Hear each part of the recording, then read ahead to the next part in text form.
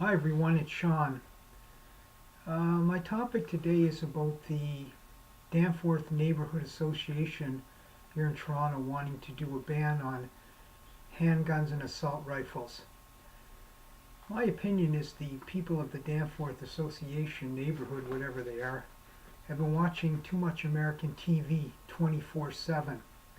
For one thing, Canada doesn't have an NRA, a powerful lobbyist group for guns. They don't have gun stores in Canada.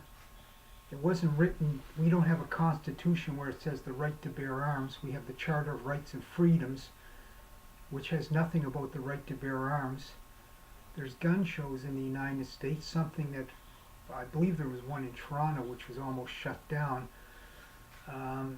What do we have here for gun lobbyists? Some farmers in like New Brunswick or Western Canada? Come on. They're trying to say that this is a complex issue. It is not. 90% of handguns or guns are criminals get their hands on are done illegally. They come across the border or there's illegal means that they get guns. There's no gun stores here in Canada. Where are you going to get a gun in Canada? At the local Canadian Tire or some sporting shop up north?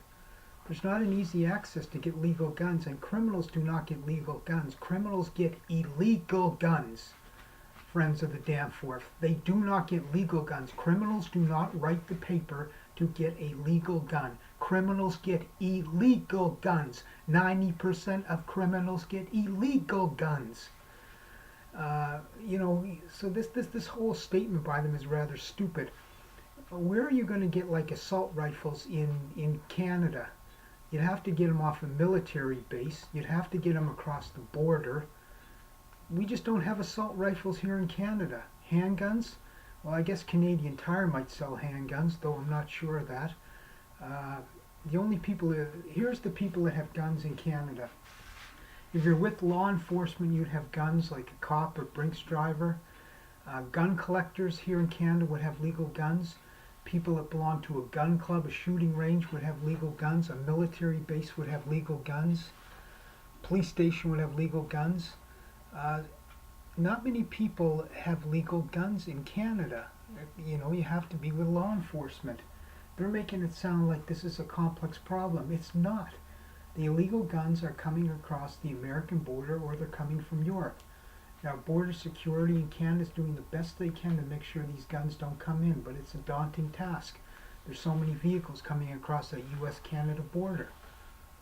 But the Friends of Danforth try to make this an easy thing, and now the Liberals, the Liberals hear that, and they'll pander to these Danforth Neighborhood Association people because they want to get votes. It's, nothing more, nothing less.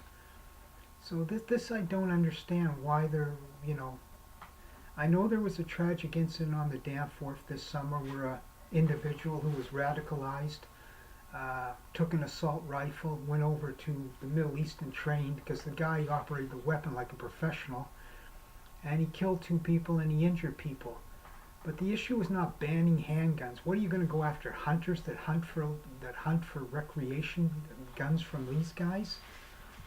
Like I said, there's not a lot of people that have guns. Guns that the criminals get, 90% of guns in Canada that the criminals get are illegal guns. Criminals don't write the firearm test to get a legal gun. They just don't do it.